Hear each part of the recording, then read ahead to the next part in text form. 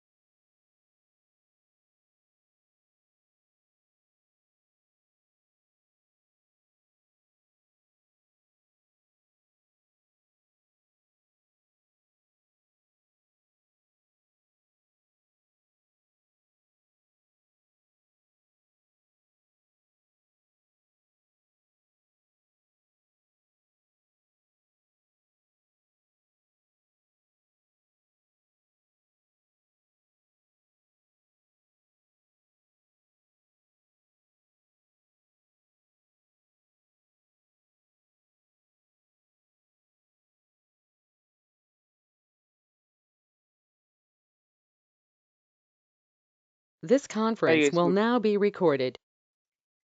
good morning. I hope you all are safe. So Yes, welcome so to we this, will. welcome to this Azure Administrator, training demo.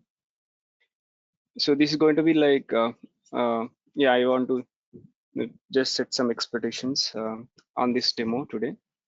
Uh, I'm going to give you some overview about cloud computing, and also we'll give you some to explain about what is about Azure Administrator, what are all services that are being provided. Then we are going to see some architectures, what exactly you would be doing in your job role, and then we'll see the content, what all content that we are going to discuss as part of this training further in further days. And then I'm also going to give you uh, the weightage of each topics, and then we'll show you sample questions how you're going to get those kind of questions. Then we are also going to do a little bit of comparison with the other cloud providers. So I mean, how Microsoft Azure will stand right now when you compare with other cloud providers. So these are all things that we're going to discuss today. So this is actually your day. So because you took time on this weekend and you joined this training, so definitely you might have a lot of questions. So give I would not take much time. So probably in 40 minutes, 45 minutes, I should be able to give you the information that I said just now. Then rest of the time is for you guys. You can ask me any questions. But in case if you want to ask any question in the middle also, you can feel free to interrupt me and ask me questions.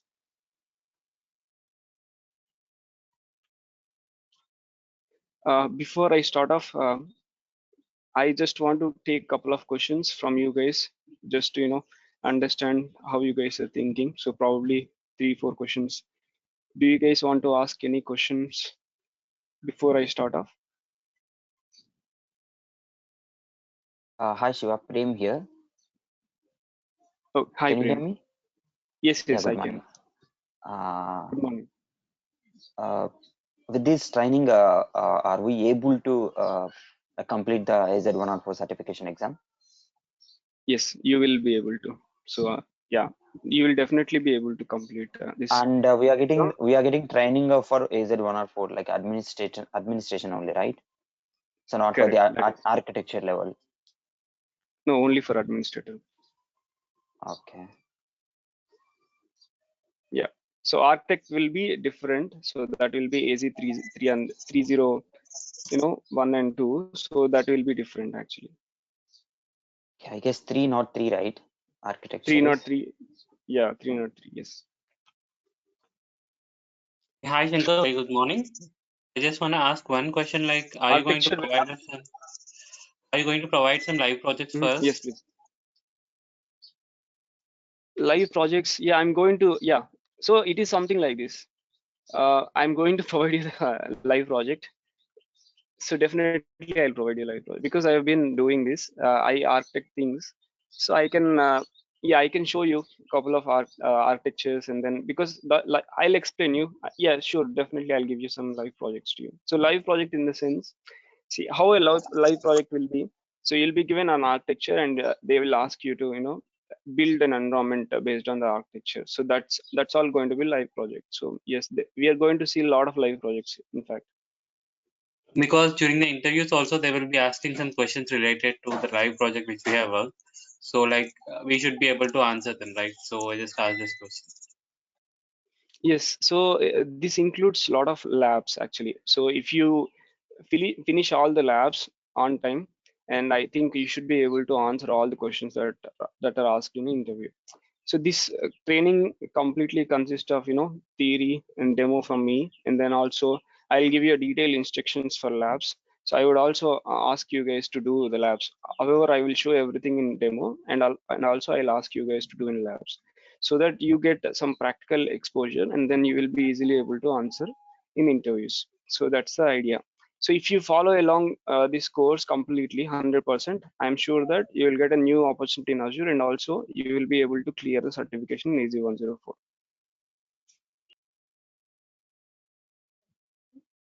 Hi, Shankar. Yeah. Hi, sir. Hi, sir. I'm Satish Yeah. talking. Sir, what is the different stages in Azure? I mean, Azure administration, Azure DevOps, and Azure development. What's the difference between them? Okay. So Azure administrator is someone who will actually create services and manage them and destroy them. And Okay. Azure architect is someone who design a solution, like for a company. If they want to build some let's say a VDA solution, if they want to create a VDA solution for 100 users, then an architect will actually architect the components. He will design an architecture, then he will share that architecture with the administrator team, or else he Okay. also might create the services. So once for creation of services, administrator can be involved, and to manage Okay. them as well, administrator will be involved. DevOps is something DevOps engineer is someone who actually does this automation, like continuous deployment integration, right? So he is like a bridge between developers and administrators. So he mostly will deal with the DevOps related tools. And yeah, there is another role, security administrator. Guys, if you're not speaking, please go on mute, because I hear a lot of background noise. Okay, so there is another role, that is security engineer. So that role is more specific to security. And now couple of other certifications also being added, like AZ700, which is actually specifically belongs to networking. AZ140 is for WAD. There are a lot of certifications are added, but this Azure Administrator is something which includes a lot of components. So most of the people, will actually show interest to actually attempt this AZ104. Whoever wants to actually start, career in Azure. So to my knowledge, to my observations, people actually start with the Azure Administrator. So they will start with Azure Administrator, they will learn it. Then further they will explore if they really want to move to a different, because Azure Administrator is something a 2-star level, associate level.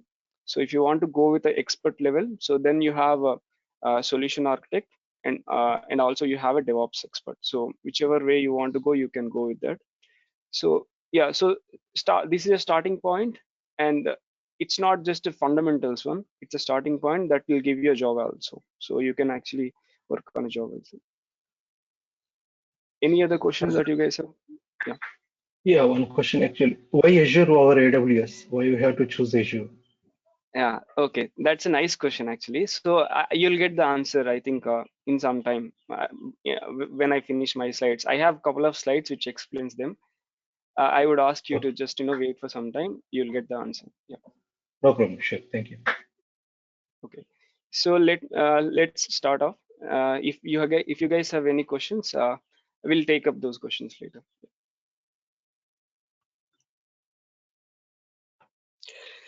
Okay, so myself Shankar, I'm a Microsoft certified trainer, and I am certified in Azure Administrator, Solution Architect, and Security Engineer Associate. And so coming to my day-to-day life, what I do. So I work for an organization. I help customers actually to build, to migrate their environment from, not just to migrate, even as new solution. So I help them in architecting things and setting up the environment and handing it over to them. So so basically it is something like a solution architect job. That is what I do. And I am into Azure since last 4 years. I'm into Azure, and yeah, I mean, learned a lot of things, and still I would say still a lot more things to learn, because Azure is something every day it keeps changing. They keep updating a lot of new things, so learning is something is required for everyone. Okay, so coming to certification, so let us start with this. So this is where right now we are actually this is what we are discussing today. So this is administrative training we are in right now. So before this, there is another training, another thing, that is AZ900. So a lot of people ask me, like, should we actually attempt this AZ900 and then this? So I would say AZ900 is just a fundamentals one. So it's again optional, it's not mandatory that you have to finish this and only then you can attempt this. So it's only just optional. So this is something, even if you learn this, this doesn't give you any what do you say, any job, because with AZ900 I have not seen anyone who actually secured a job. I mean, probably they might have administrator knowledge, but they have not done certification. That is how they might have got a job. But AZ900 is just with the fundamentals knowledge, it is not possible for you to get a job. So you must at least have a 2-star knowledge, so in anything. So you have a lot of fundamentals now: security fundamentals, data fundamentals, AI fundamentals. These are all just going to give you some information, like overview about what is what, but you will not go in depth here. So that is not going to help you in securing a job. But at least 2-star is required for you to get a job. So so this is where we are at right now. So once you finish, if you have a question, where should I head towards next? So next thing. So next thing, I would say you can actually head, target this one, AZ secure, secure solution architect. This requires 2 certification, 303, 304. So I mean, you have to finish those 2 certifications, only then you get this solution architect badge. cloud administrator role. So let's say you finish this AZ-104 course and you completed certification, and what opportunities that you can look for if you have that question in your mind. So basically what a cloud administrator role is all about, what a cloud administrator will do. So basically cloud administrator will actually manage cloud services like span, storage, and networking, compute, and he will have a cloud administrator will have an understanding about storage, networking, compute. These are the three important building blocks in Azure. So these three are really important. And so a cloud administrator will have a knowledge on this storage and then networking and compute. So a cloud administrator will actually take requirements from their customers. Let's say let's say I am an administrator and you are a customer. So you will give a requirement to me. So you will give a requirement. I have to ask you what is your requirement, like what is that you want to build in Azure. So you might say that I want to actually build a website. So if you say you want to build a website, then my further questions will be, okay, so you want to build a website, then what VM, I mean, how big, I mean, what will be the load on the website? Do you want a smaller VM to actually build a website or a bigger VM to build a website? How many ways you can all actually build a website in multiple ways? So these are the right questions that a cloud administrator will ask to customer, get more information on what exactly is customer is needing, and then you go ahead and create that service, create that website. Let's say a customer want a website to be built on top of a server. By the way, how many of you are already aware of these servers, on premises virtualization, all these IT basically, quick yes no, you can just ping in chat also. I'll look at chat as well, because initial in this training actually, so even if you're not aware of, because okay, so yeah, I'm seeing a couple of responses saying I have. So initially, because today I'm going to give you overview about Azure, but in case if you do not have some basics of servers and this on-premises, what is on-premises and stuff like that, do not worry, because initial few days, 2 to 3 days time, I'm going to spend time in a basics itself. So today I'm going to give you a demo of Azure certification, but day after tomorrow, day after tomorrow, initial 2 3 days, I'm going to give you some basics on these servers, IP address, DNS, and all those things. I'm going to give you some basics. Don't worry about it. Okay, so as I said, a cloud admin actually will gather the requirements of the customer, and they will actually create administrator will create services and hand over to customer, and also will manage those servers. Let's say if as I said, if customer asks you to create one website in a VM, then you build a VM, and then you install that IIS role in server. Then you have whatever is required, you configure them, and then you hand over to customer, and you also manage them. Let's say on a monthly you get a patches, so you have to install those patches. And if customer is not able to connect with a website, is not working as expected, in those situations you have to troubleshoot the issue as well. So that is what a cloud administrator will basically do. So I talked about only virtual machine, but you will do same thing for storage as well. If customer asks for some file share, so you create a file share in Azure and you will hand over to them. And then customer asks for any networking component, so you will do IaaS services. So common IaaS services, I'm going to show you what are all IaaS services. First of all, what is IaaS? Infrastructure service. We are going to see all those details in next slides. So mostly administrator will deal with Azure portal to create services and to create, manage, and destroy. And then as and when he gets some experience into Azure, he will slowly start using PowerShell and CLI command line interface. If you want to be successful, so you have to gain some knowledge onto operating systems, virtualization, cloud infrastructure, storage structures, and networking. So these are the areas that you have to focus to be successful in a cloud administrator job. So yeah, prerequisites, as I said, so you have a couple of prerequisites here. So you must have some knowledge into virtualization, and then also in networking, what is TCP/IP, then DNS, so and then firewalls, encryption technologies, and also in Active Directory, what are all users groups, and then and also backup rest recovery. These are the areas that you need to have some knowledge into. You really do not have to have some practical experience, in-depth experience, but as long as you have some knowledge how they work, that should be good enough. But even if you don't have that knowledge, do not worry, because as I said, initial 2-3 days my focus will be on to actually deliver these basics. Yeah, I mean, someone few people may already aware of all these things, but I would request you to just be patient for initial 2-3 days, because uh, it will be like a recap for you guys as well, so that then we can start off with the actual training. So what is cloud computing now? So cloud computing is basically it is delivery of compute services over an internet. So uh, a product is being delivered. So here in this case, computing services. When I say computing services, your CPU, RAM. So those we call CPU, RAM, storage, networking. Those we call as a computing services. So delivering of those computing services over an internet is called as cloud computing. So this cloud computing will enable you faster innovation, flexible resources, and economies of scale.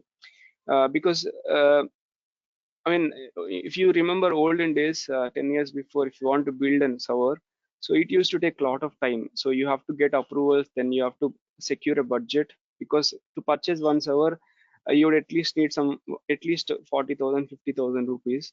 So you purchase a server and then you actually install, you insert a disk and you install operating system, then you set it up. So this used to take at least a week's time.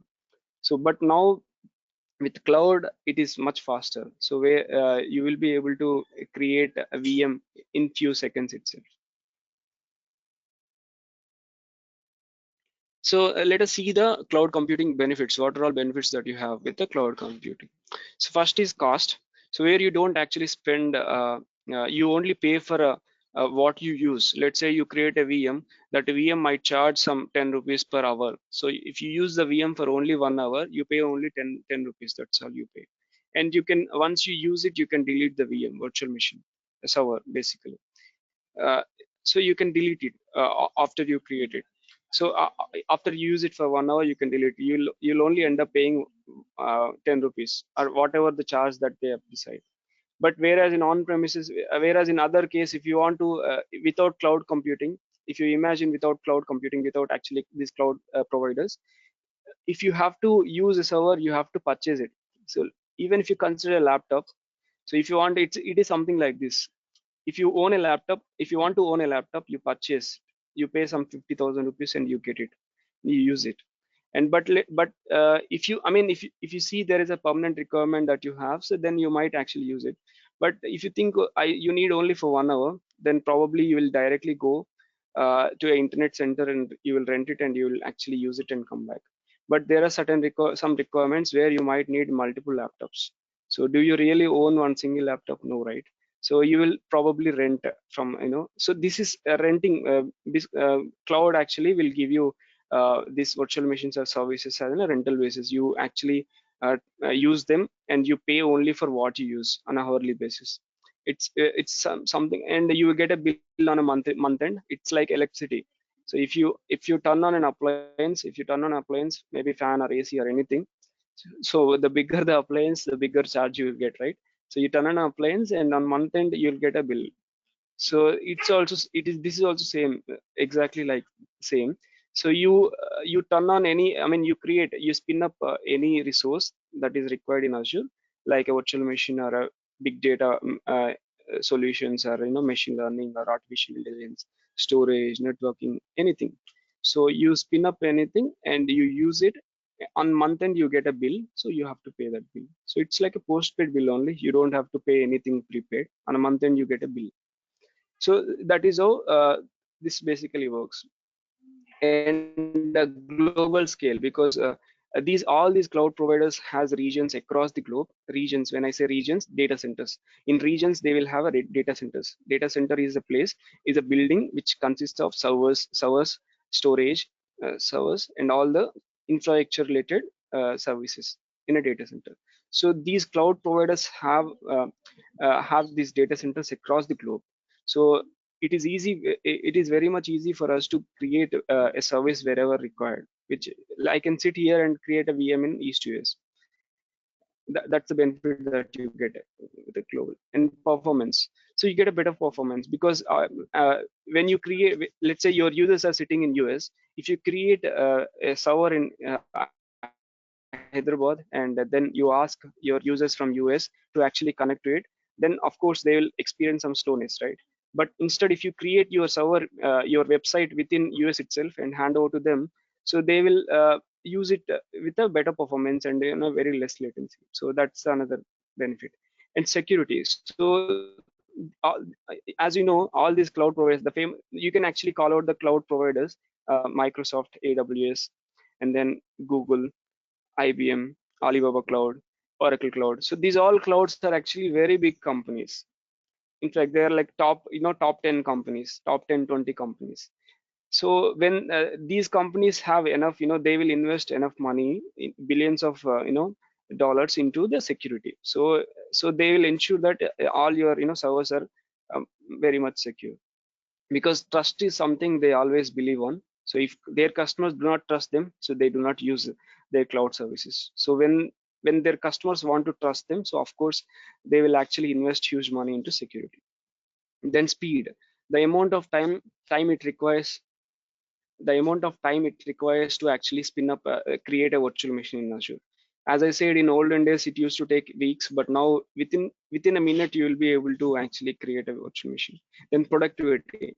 So because it is these are all being provided as a rental basis for you, and you in the backend hardware is something is being managed by Microsoft itself. So you do not have to worry about it. Even if a hardware failure happens, Microsoft will take care of it. They will ensure they replace this. So that's a benefit that you get, so that you can directly focus on your deliverables. Then reliability. So I mean, these cloud providers also provides the backup just recovery solutions. Azure provides the same.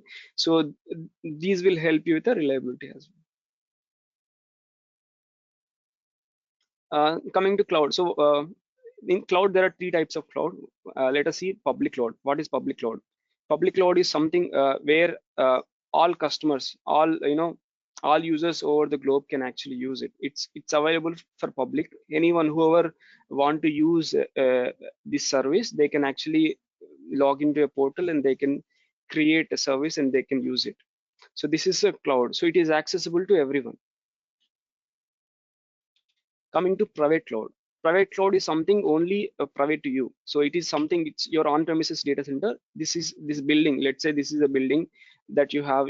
In this building, you have all your infrastructure services. This belongs to you.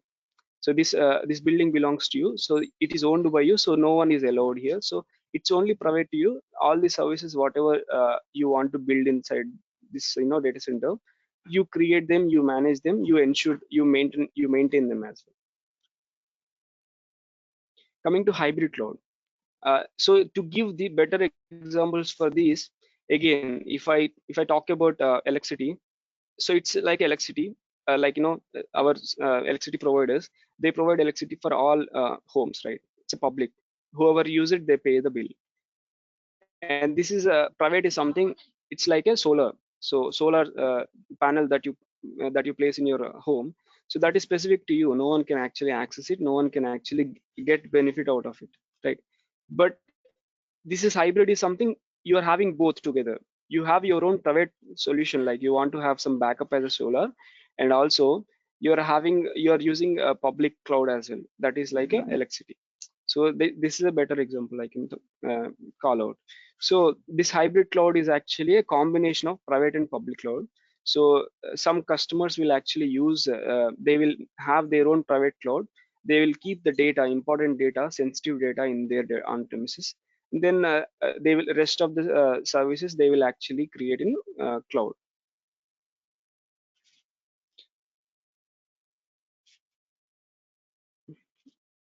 Compare, so the benefit when sorry. It's a question actually. So regarding performance, so is it Yes. really equal to physical servers performance in Azure? That's again a good question. So yeah, they are actually physical servers, but on top of physical server, you have virtual machine. So it is something like this. Azure is a shared environment. All cloud environment is a complete. AWS or GCP or Azure, they are actually cloud environments. They are actually shared environments. Let's say, when I say shared environment, so let's say you want to create a VM in your on-premises. If you compare something like this, what is the CPU and memory of your physical server is one thing. So how much CPU and memory that your physical, let's say your physical server is having some 8 gigs of RAM and 4 vCPUs of 2 vCPUs of 2 vCPUs of CPU.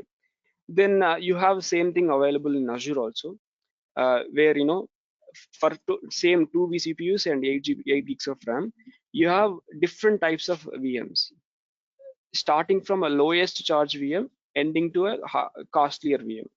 So probably a costlier VM will perform better than your physical server, and somewhere in a middle VM, middle range pricing VM will perform equal to your physical server.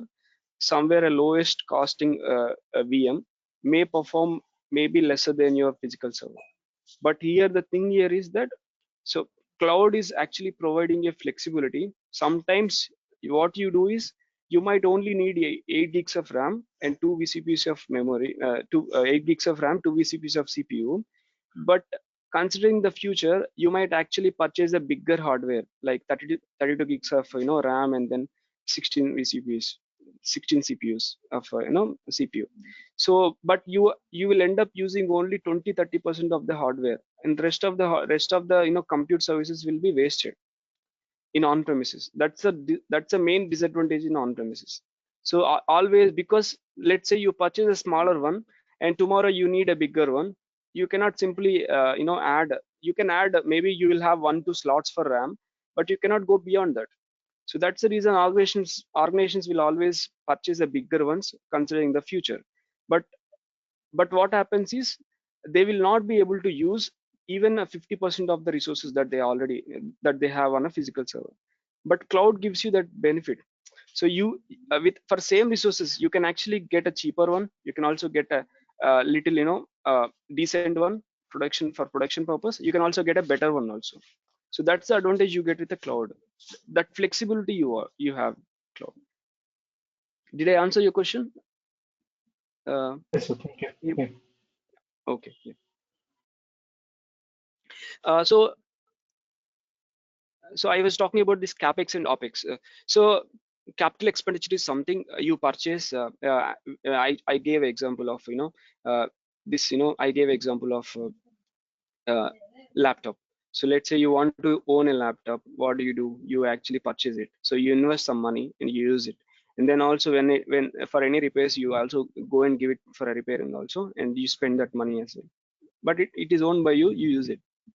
So that's a capital investment. In on-premises, if you want a physical server, you actually invest some money and you purchase it. But that product will have some life cycle, right? So it will have some probably within 2 years, 3 years, or 5 years time down the line. So that is going to deteriorate, right? So definitely you will have to again purchase a new one. So that's the initial investment that you make as a capital investment. But whereas in cloud, you don't have to make that investment. So because you only pay like a monthly basis. So you use it only, and then you pay only for on a monthly basis whatever you use it.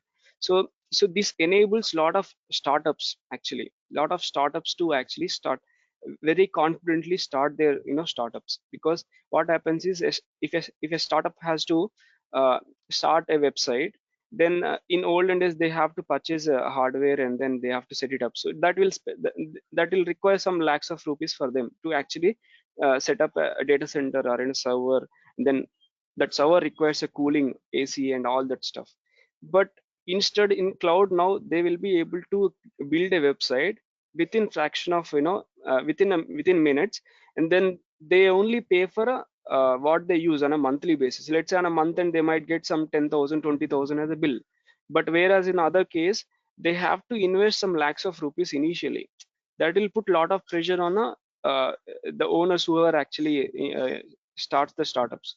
So, but on the other side, they will not have that pressure. They can directly focus on their deliverables, whatever they really want to achieve, right?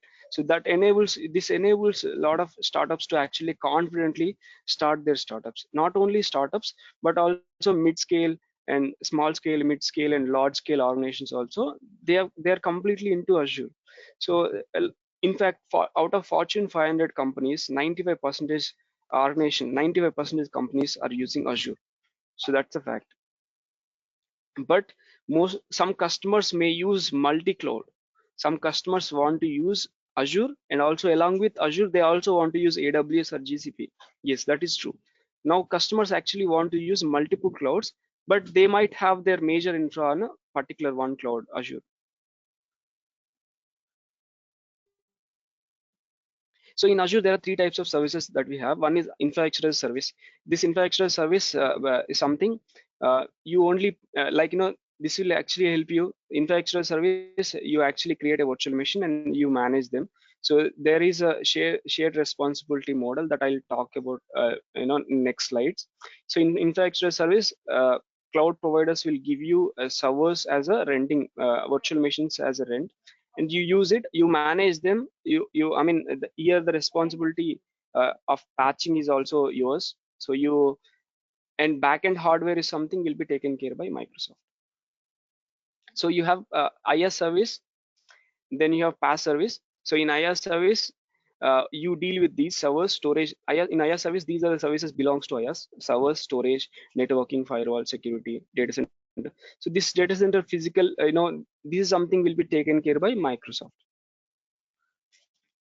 In PaaS solution, you will only deal with applications and data.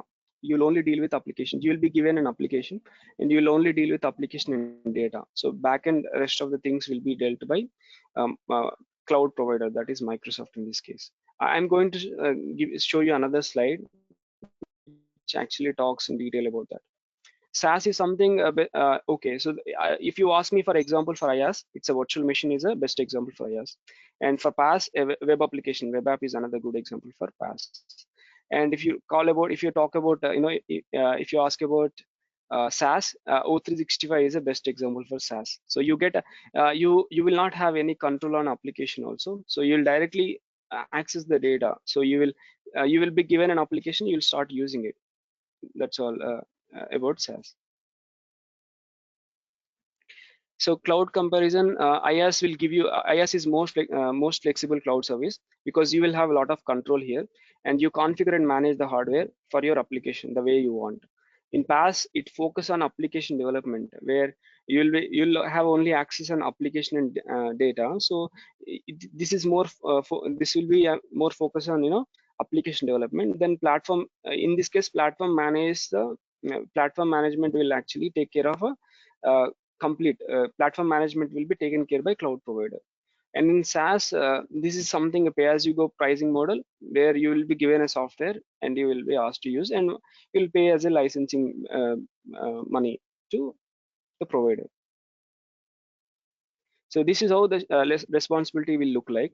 So where in on-premises, you manage everything. So these are all multiple layers for an application. So you'll have a storage, networking, compute, and then on top of it you'll have your virtual machine. Then you'll install operating system.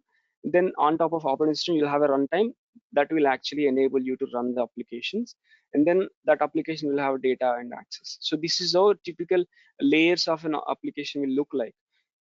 This in on-premises, here you can see, so whatever you see in green, that is something managed by us. So in on-premises we manage everything 100%. We install server and we configure and we manage them. Whereas in IaaS, so compute, networking, storage is something will be managed by Microsoft, and rest, virtual machine, operating system, runtime, these will be managed by us. In PaaS, this responsible as you go towards right, so this responsibility will be no less to us, will be more to customer, will be more to cloud providers. So in PaaS, you'll only manage application and data, so rest will be taken care by Microsoft. And in SaaS, you'll only have direct software, you will only manage data and access, rest will be taken care by Microsoft. This is how these different types of services will look like. Yeah, now the important one. So the regions, how many regions does Azure has? So now this is where a comparison will come with the other cloud providers. Okay, so Azure has close to 60 plus regions, and 60 plus region, and next there are 18 plus regions are actually in progress. So this is a uh, this is a actually old slide. This is a old picture as is what I can say. I have an article, a public document. I'll show that to you. So another 18 plus regions are actually adding up to this. So 60 plus regions, Azure has 60 plus regions across the globe, and these regions are actually spreading, representing close to 140 countries. This is actually highest number compared to any other cloud provider. So if you ask me, do you know how many AWS has, how many regions AWS has? AWS has just 23 regions, 23 to 24 regions. And do you know how many GCP? Yeah. Do you know how many GCP has? GCP has around 11 regions. So even if you consider there might be, even if you consider there might be some in progress regions, but that is less than 30. So all close, combining both AWS and GCP, your Azure still has a lot of regions, and there are still a lot of regions actually they plan to build in future as well. So this is how they have built. There's a lot of fiber channel cables that are actually laid out across these regions, and let me show that to you quickly.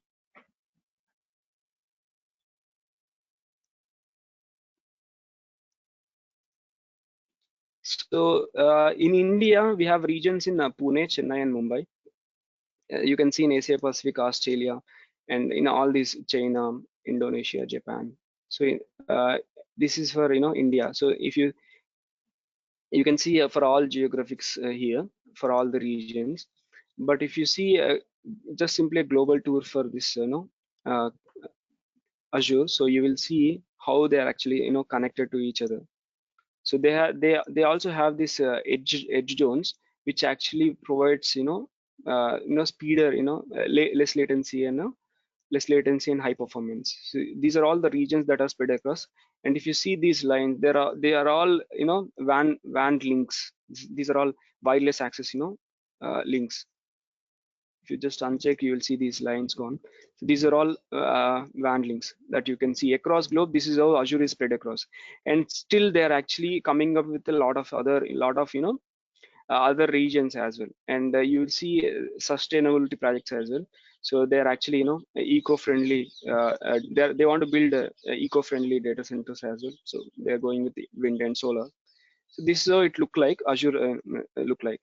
If you look at AWS, you can actually look at the AWS one as well. So for different regions, how many they have, so hard you can count them on numbers. Whatever you see in yellow, so they are actually regions in Azure. These blue ones actually edge locations. So edge locations are different from regions. Regions actually will have a data centers availability zones built up there. So even if you consider edge location, they are not more than 35. So this is how AWS will look like. So I'll also talk about advantage for AWS and advantage for Azure. So we'll see more details while we move further. Okay. And so this is how it look like for AWS. Yeah. Shankar garu. Yes. Sorry to interrupt you. Hello everyone, please. This is Lakshmi from Career Ready. From our end, the regular sessions will be starting for this Azure from tomorrow only. The timings are from 6:30 to 7:30 a.m. IST. So you can contact us for more details. What are the numbers I have provided in short. So if you need any other info, please you can reach us on the numbers. Thank you. Thank you, Shankar Gari. Please you can carry on. Yeah, thanks, Lakshmi. Yeah. So and in Azure, for every region there will be a paid region. The paid region will actually help with the disaster recovery. So they will actually they will select a region which is 300 miles away, which is somewhere around 450 to 470 kilometers away from this region, and that these two regions will have high-speed connectivity, and they will enable disaster recovery across these two regions. Even if there is some natural disaster happens at one region, so you'll have your data. If you enable disaster recovery, you'll have your data available there. That will be made available for you. So that's the advantage. In every region is as a paid region in Azure. Then, so availability options. If you have a single virtual machine with a premium storage, you'll have some around 99.9% of SLA.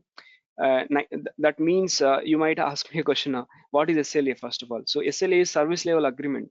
When I as a customer, I actually choose Microsoft Azure.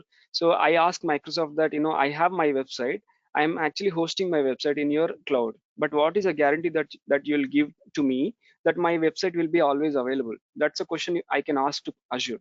Then Azure will say, so this is SLA. If you have a single VM with a premium storage, this is SLA for you. They'll give you 99.9% SLA. What does that mean? How much time actually it can go down? You're expected it can go down. So if you see numbers, so 99% in the sense, you'll see 7 hours, 18 minutes a month. You're agreeing that your VM or a website can go down for about 7 hours. But in our case, 99.9%, which is 43 minutes a month. 43 minutes a month is the time that you're actually agreeing with Microsoft that your VM can go down. But if you ask like, no, I really don't want even 43 minutes also. I want to have a higher availability. That is when Azure provides different options, like VM with this availability zones concept. Availability zone is nothing but you will have a region. Within a single region, you will have 3 separate data centers. These 3 separate data centers will have a separate cooling mechanism, separate power supply, and separate everything separate in electricity cooling mechanism and network connectivity, so that even if one data center goes down, you'll have other data center available. If you actually create 2 to 3 VMs in these different data centers in a single region, even if one data center goes down, one VM can go down, but other VM will still be available. Your application will still continue to run. If you choose this availability zones, you will end up paying additional cost, but you'll get higher availability.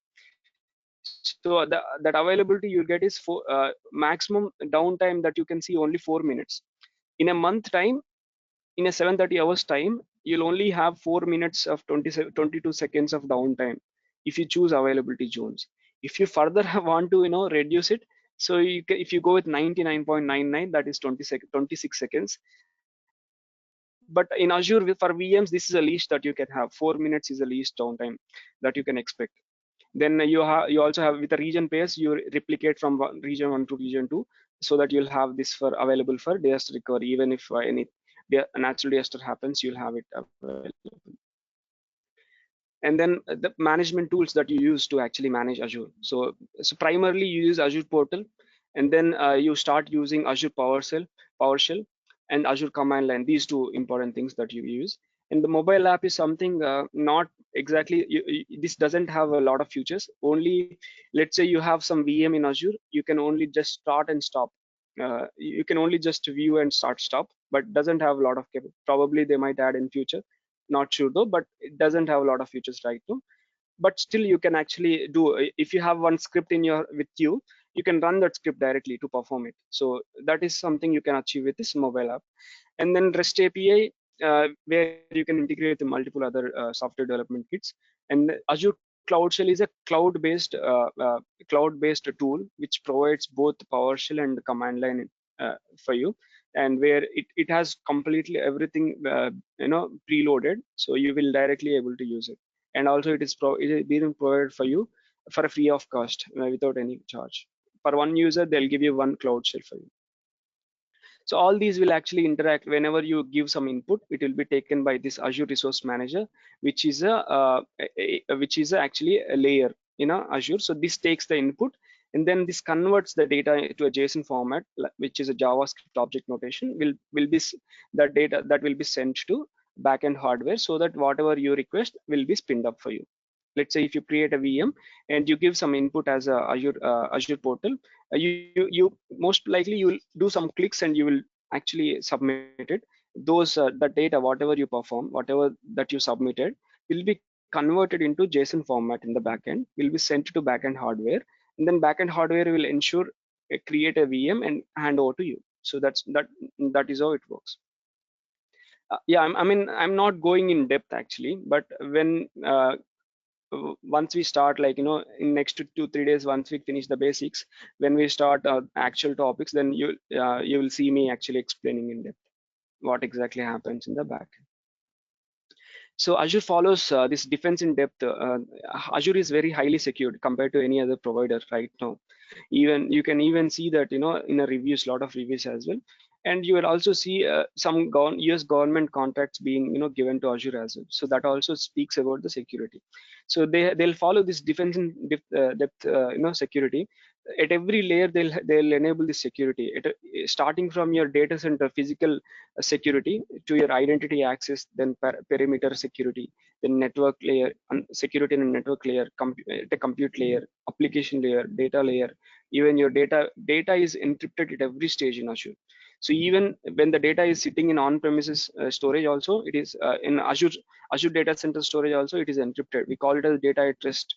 And even when data is transferring, let's say you're downloading something from Azure, even when the data is transferring from source to destination, it is still encrypted. We call it as data in transit. So data is by default encrypted in Azure. And so Azure has a lot of responsibilities. They'll take care of, they'll actually put a lot of efforts to ensure that your data is secure.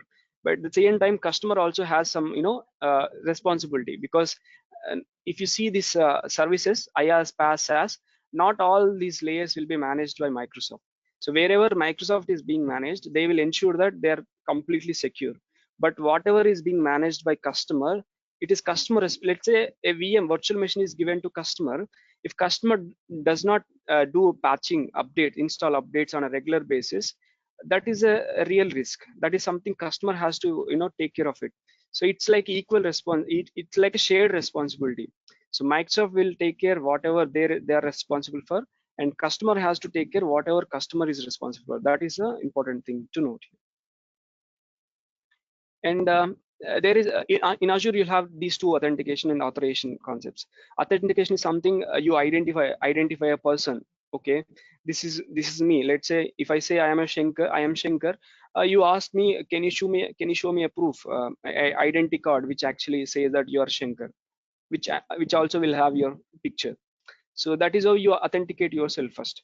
But one that doesn't stop there. So after authentication, you'll have authorization. Okay, you're authenticated, but authorization is something a next level. So what permission that you have to actually perform certain job.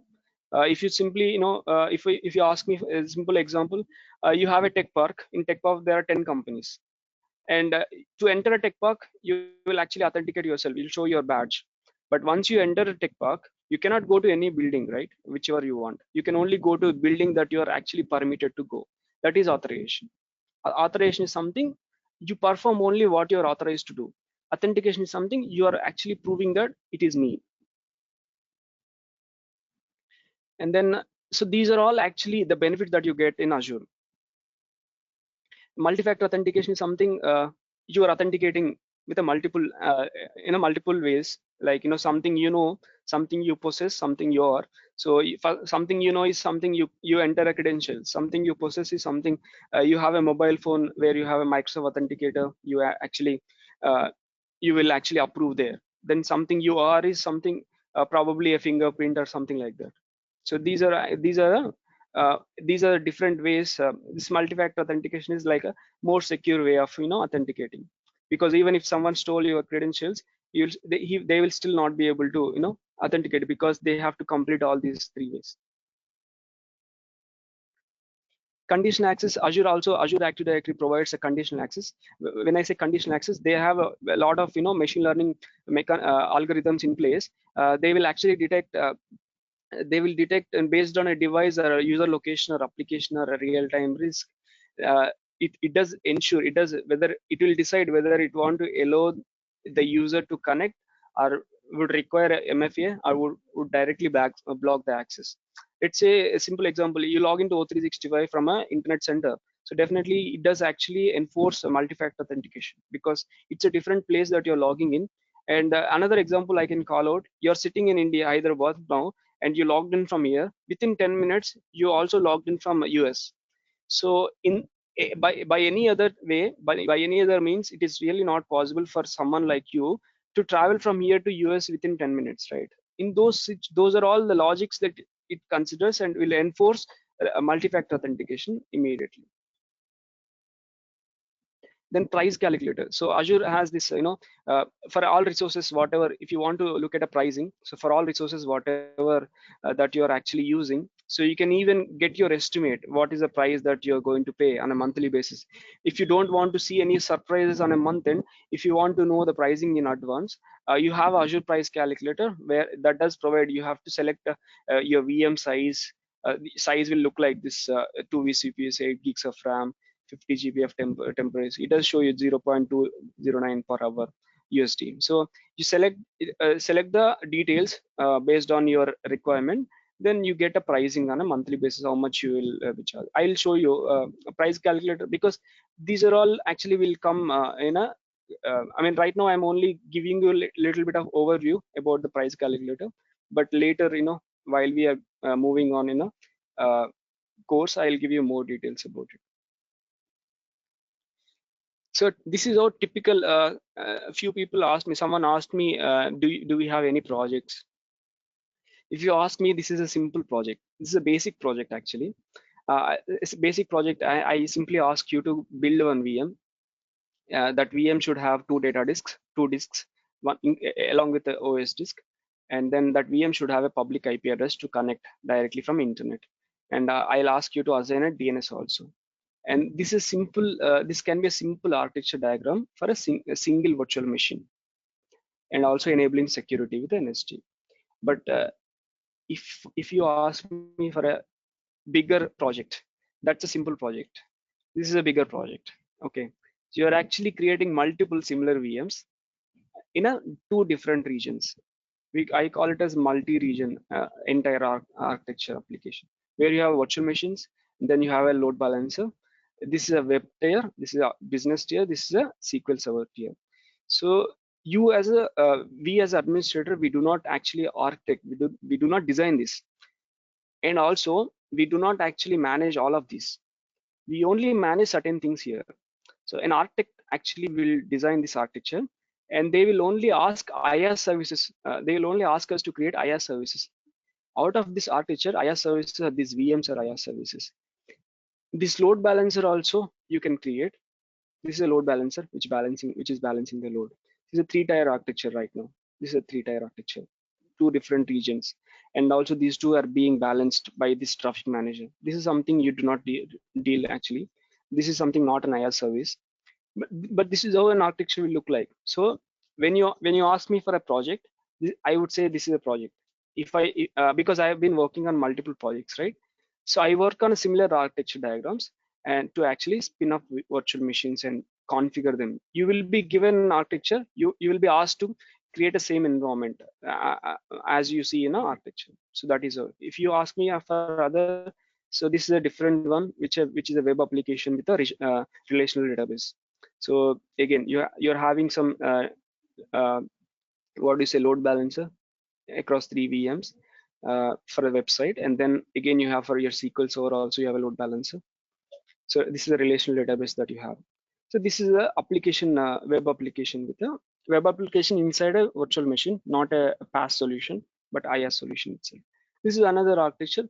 So looking at this diagram, do not actually get scared, because in this not all services will be dealt by you. Only few: virtual machine, NSGs, load balancers, SQL Server. These are the details. These are the IaaS services that you deal mostly. Yeah, of course, you only have IaaS here. You don't have any other service. Yes, but this is how a project will look like. And if you ask me, what are all services that you have in Azure? So this is a high overview of Azure services. For security, you have these Azure Active Directory, multi-factor authentication, automation, Key Vault. Key Vault is an important one where you store all secrets.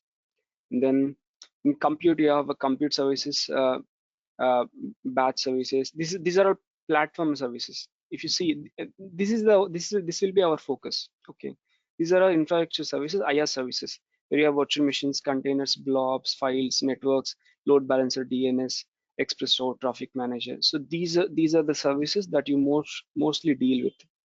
IaaS services. Platform services, you don't deal with these much because these will be dealt by a developer. Web app is something I have included in AZ104 as well, but this is something a developer related one. So these are platform services, and this is a hybrid operation, hybrid cloud, where you have on-premises and then Azure. So you integrate on-premises with Azure. You integrate that with the Azure AD Connect. That is a tool that you use to integrate, and then these are solutions that actually belongs to a hybrid operation. I'm not actually going in detail for each and every service, but I just wanted to give you some overview on what services that you have. This says 24 regions. It's actually old one. It's not right now. We have 60 plus, and also within a few months you'll see that 70 plus also. And year on year, the demand for cloud skills. So you can see the skills for these year you'll see Azure. This is the orange one is Azure. AWS is this gray one. Then cloud, general cloud is this one. And you see year on year the growth for Azure demand has been 58% annually since 2017. Since last 3 to 4 years, the growth is actually 58% annually for cloud skills. And compared to cloud skills in general, which is 28%, compared, and also cloud skills for AWS, which is 14%. So this is much higher compared to the other clouds. And month on month demand for cloud skills for starter jobs. So starter jobs is like a fresher who doesn't actually know about Azure but want to learn Azure. So what is the demand for starters, whoever actually starting their job with Azure? So for starters, the demand for cloud skills in general is down by 30% for general cloud, is down by 30% for general cloud. If you see this, and then in last 12 months, and the demand for AWS skills is again down by 17% in the same time frame, 12 months. But for Azure, it is 15% up in last 12 months. That is where Azure stands right now. And out of Fortune 500 companies, this is a snap taken from Azure portal itself. You can even double check. Out of Fortune 500, 95% companies, they are using Azure. You can also see the list of companies that are actually shown here. And then market share. So AWS has a couple of benefits. I would call out them. Okay, so right now this is how the cloud market share is actually looking like. You have a 32% for AWS, 19% for Azure, 7% for Google Cloud, and other clouds has 42%. This is actually taken Q1 2022, 2021. Overall cloud revenues 41 billion, 42 billion closely. So here AWS actually started cloud in 2006. Azure actually full-fledgedly they started in 2010, but initial model was failure. Then they actually completely redesigned it, and they started in 2013 exactly. So from 2013, but GCP started a little late compared to Azure also. In from 2013, the way Azure, especially last 3 to 4 years, if you ask me, after Satya Nadella took as a CEO, he became a CEO. His statements, the way his leadership are visionary. This Microsoft Azure actually grown grown very fastly, and compared to AWS. So there is one thing to note. Let's any customer, whoever builds their infrastructure on a cloud, it is not really easy for them to migrate from that cloud to another cloud, because it will take at least for 10 years time for any customer. Let's say I, as a customer, I have 100 servers. I actually built all my 100 servers in AWS. All my 100 servers in AWS. For someone like me, it is not easy for me to actually immediately migrate them from AWS to another cloud. It will take, because there will be a lot of dependencies, lot of things they have to actually go through. So all those things will be involved, right? So for any customer, if they actually already, because AWS is already almost 9 years before Azure itself, they are into the market. That is when they have got already a lot of customers. That is the reason they have 32% of share. and they are using, so all customers who ever migrated to AWS, it is not easy for them to simply migrate to another cloud because they have to think about a lot of things, but a lot of customers are already thinking about it. Okay, so that is the reason you are seeing growth is actually increasing for Azure. So, and the advantage with Azure is not Microsoft is not involved with any other products. Okay, so if you ask me a simple thing, AWS belongs to Amazon. Amazon is a retail provider. They have a retail providing business. They have a lot of different businesses. Okay, a retail provider definitely will not go for AWS because a retail provider will not prefer to host their environment in their competitor hosting, right? So they'll definitely pick a different provider. Similarly, Google also have a lot of products. Again, a customer will definitely will not feel comfortable in hosting environment in their in their competitor uh, cloud, right? Of course they'll think about it. So that is when a lot of opportunity. That's the reason Microsoft CEO has clearly stated that Microsoft is a productivity and platform company. He clearly stated that he's not interested in any other products. It's a platform company, so it only actually provide a platform which enables their customer to develop and innovate. So that's a clear statement is from. And if you see last 3 years, he's a #1 CEO in the world. So when you have a good leader, of course your products cloud will also grow. So I'm showing this because uh, this will actually speak the future for Azure and also the growth for Azure, because you're only seeing 19% a year and you see a lot of growth. 42% is still needs to be actually completely to Azure. So there's still a lot of growth. Only 19% is something Microsoft has achieved. And AWS, if you see the cloud skills or opportunities, because it is into the market since long time, a lot of people already learned, a lot of people, so the demand is slowly gradually reducing, but Azure is rapidly changing, rapidly growing. The opportunities are increasing. You don't see many people learning Azure, so it is not recommended for you to learn a product that is already learned by a lot of people, right? It is always better to learn something new that has some future. So that's the reason Azure will learning Azure will give you a edge over the cloud in AWS. And coming to my my certification study model, what I do, first of all, gather the content, learn the content in a training, and then practice it, practice the application, whatever that you want to actually. I mean, practicing is something I'll give you the labs and everything, so practice them.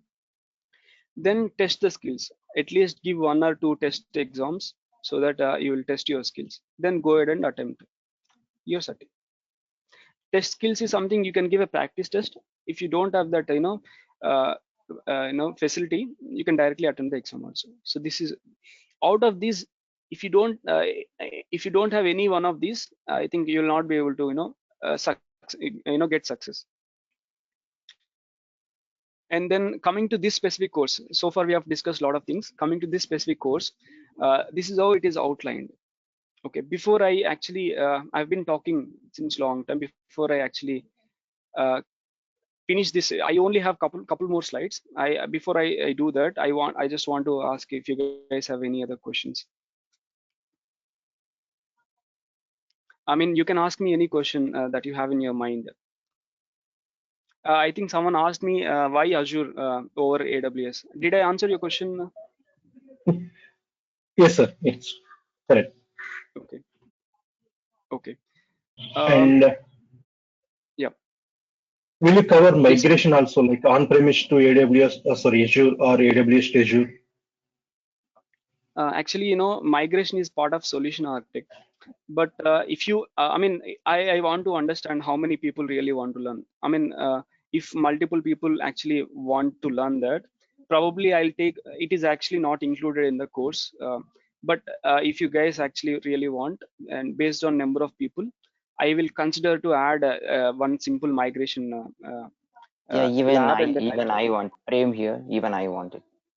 Sure. So based on because migration is something I'll definitely, based on the people's interest. If you show interest on that, then I will add that at the end of this course for sure. Because in many of the interviews are they are asking Yes, that actually. is right. We have any- Yeah. yeah. So do not worry. So if I mean, yeah, that because I really want to understand. If only one person, probably difficult. But if multiple people have interest, then definitely I'll include. So there is a question: how good it is for non-IT? Okay, so I have trained a lot of people so far, and at least 10-20% of them are non-IT people. So they ask me simply, I am actually from non-IT. How can I learn? See, I've given some comparison, but to learn Azure, you don't really have to have some strong IT knowledge. But provided, I would ask you to just work a little hard for initial 2-3 months, because so focus completely into the training, then do the labs. So whatever I share all labs, you have to do all the labs without any delay. As and when I finish a topic, if you do lab, you can definitely, you don't really need an IT background for this. As long as you do labs, you follow along with this training, you will be good. One more question. Did AZ104 course will contain how to pull the logs? So how to pull the logs actually, from yeah, from how Azure. to pull logs? Yes, it includes. Okay, because the administrator will do those things, right, in the Yes. environment. Yeah, that is included in this monitoring. So you have this. So these are all topics that we will cover.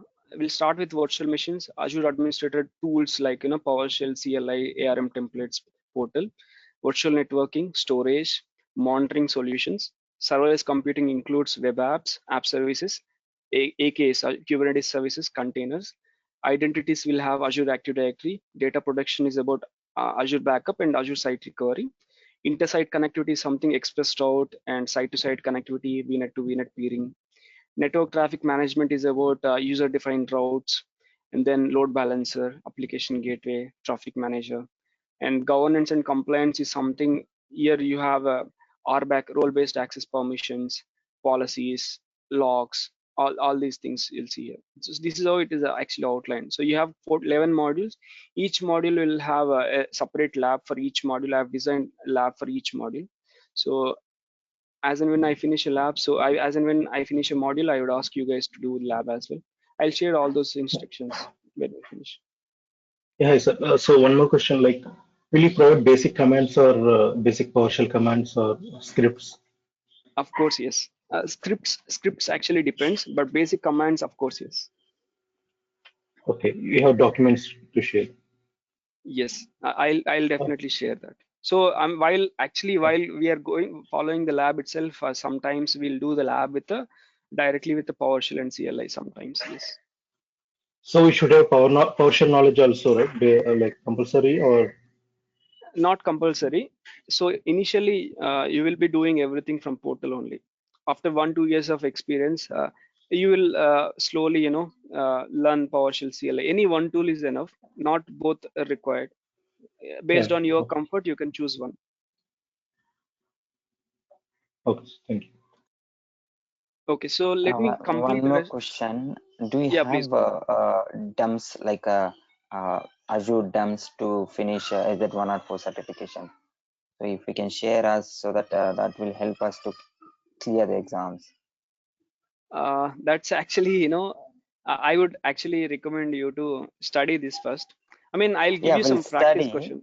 Yeah, I'll give you Okay. practice questions for you. So, but I Okay. won't say that those practice questions directly will be there in a exam. So that those practice questions will give you some idea. But I cannot guarantee that you'll see those questions only in the exam. Okay, that's only for your practice. I'll give you those questions too. Okay. There is a question in the chart saying that for a technical person who is good with Azure admin or a developer. Okay, technical person again depends. If you are actually basically a coding person, I would say a developer. But if you're someone like infrastructure person, I would say Azure admin. So your question actually, it depends on which area you are technically strong. So that is where Coding background, basically. if you are a coding background and you are new to Azure, is it? Yes. Mhm. So there is a course AZ204 for that, but AZ204 is what you can look for. Look at the contents AZ204. What I always recommend to trainees is that always start when you want to learn something new, when you want to, especially when you're learning cloud for the first time, I would always suggest you to start with a basic one, like whichever is easy one for you. Then you start with easy one so that you will not feel difficulty in transitioning. Once you start that, then slowly actually explore further, and then choose the right one for you and go ahead. But again, it is a choice of yours, whichever. I would say if you're a coding person, a completely coding person, probably developer is the right thing for you, I can say. But however, you can look at the both of these. Non-IT person, which Azure topic is better for placement? Azure admin is better for you, Satish. Okay, so let me But cover. sir, I just have, yeah, but please go on. yeah, sorry. So, Yeah, please go on. but with the only Azure admin course, we'll get jobs. Are you sure? Yeah, actually, Azure admin jobs you'll see at multiple places. Actually, a lot of organizations actually recruit Azure admin. But what they'll do is they'll fine tune it a little bit. When I say fine tune, they'll actually add a little bit of additional components. So that's actually, so Azure admin is a very common thing you'll see in a lot of jobs. But organizations, what they do smartly, they will add a little bit of additional components of Azure, and they'll ask you to actually get some knowledge there also. So Yeah, that's definitely. something. They're asking Mm, scripting knowledge like yes, PowerShell, Ansible. that's actually. So that's the thing. So they will actually do a fine tuning in the specific role, so specific to their needs. So, but this Azure admin is something you'll see everywhere. Even if if you go to LinkedIn jobs, just search for Azure admin. While I am delivering it, if you just search for Azure admin, you get a lot of opportunities there. Okay, but with combination of something like Windows, VMware, Linux. Windows, VMware, Linux, yes, yes. I've seen a lot of people. In fact, I am also, I was from Windows, VMware earlier. I started my career with Windows, VMware. Okay. Let me complete the next slides, and then at the end, I'll take up if you guys have any other questions. Okay. And the weightage will look like this. For the exam, for identity and governance, you have 15 to 20%. For storage, you have 10 to 15. For compute, you have 25 to 30. For networking, you have 30 to 35. Networking has higher weightage, networking and computing. Then backup and monitoring, you have 10 to 15%. So higher the weightage, you'll be expected to get more number of questions. Your exam will be for 55 to 56 questions. Will be for about 150 minutes of time. So you'll have to get above 700 marks to actually pass. So exam questions will look like this, where you'll have a repeated scenarios, quick about 4 or 5 questions are for a quick yes or no. You'll be given a statement, and does this statement fulfill or not? You'll be asked to say yes or no. A statement, a question and solution. Then is this right solution or not? This is one type of question that you'll be asked. And then another type of question that you'll be asked is like this, where you'll be given a scenario, and then you'll be given a multiple choice question. This is also same. This is multiple choice. This is a single answer choice question. This is a multiple choice question where you'll be asked multiple select like choose two. You'll be asked to choose at least 2 options out of these 4. Again, this is again a scenario, and then you'll be asked to select at least 2. And then drag and drop. So you'll see select in place. You have to just drag and drop here on the right side. First study this scenario, then based on the scenario, you'll be asked to drag and drop, like step-by-step procedure or something like that. So you'll be dragging and dropping here. And then exam delivery, you have these 3 ways of selecting exam. You can either select a local center from Pearson, You can also select to write exam from your home. So when you select it from home, your room should be completely clean, and there shouldn't be any cameras or anything as such. And they'll ask you to show entire room. So there shouldn't be any noise or anything as such. You should have good internet connectivity. They'll actually give you one tool. That tool has to be run from your on your laptop, where you should have admin rights on your laptop also. This private access is more specific to organizations, not actually for us to actually write. So this is and the exam fee in India, it is actually 5,400 including tax. In US it is somewhere around 150 USD, 165 USD now in US. Yeah, that's the end of these slides. Now you can actually if you guys have any other questions, you can feel free to ask me. Any questions that you have in your mind, feel free to ask me. I'll be happy to answer. So, sir, will you help us in resume modification or resume preparation? Actually, I don't do that, but again, if you guys really want, right, I don't do any resume modification or anything else. I want to set the right expectation now, but what I can do, I can just simply share a sample resume to you guys. Sample resume is something, a resume with already having Azure experience, a basic resume, but I cannot promise anything, is what I can say. Okay, with the roles of Azure admin. Yes, exactly. A Azure admin role with basic 2-3 years experience. I'll share a sample resume of one of my trainees, not mine. Yeah, that's also fine. So, and is this covers DR, disaster recovery, from on-premise or cloud? For cloud, within cloud we have, yes. Within cloud, from one region to other region, we do a DR also. Okay. But on-prem to cloud we don't do, because on-prem setting up a lab is something not difficult. We don't do that actually. Okay. From on-prem. But within cloud we. Within cloud, yes, we do. And certification compulsory to get a job is a question I have in chat. Satish from Satish. Satish, actually to answer your question, right? Certification is actually not mandatory, to be honest, not mandatory to get a job. As long as you have a technical knowledge, very soundful knowledge, you will be able to get a job. But where certification will help you is, certification will give you an edge. Let's say I have two persons. One person is already certified. In his resume, he has mentioned that certified. Another person has not mentioned anything. Both persons have same roles and responsibilities. Of course, I give first preference to a person who is already certified. So that is the edge that you're going to miss if you don't do a certification, because most of the times getting a call letter itself is a difficult, right? So once you get a call letter, only once you get an interview letter, that is when you can prove yourself. But until you get an interview letter, you cannot prove yourself. You cannot prove your technical knowledge. So that edge you will get with a certification.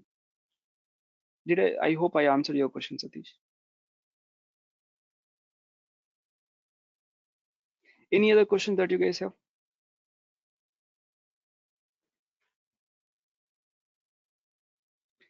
Okay, so as Lakshmi said, this course is will be for about 24 to 26 hours.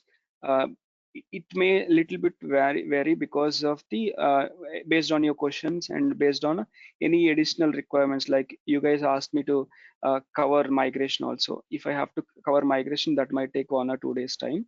So based on those additional things, it may vary from about 24 to 28 days, I can say, weekdays.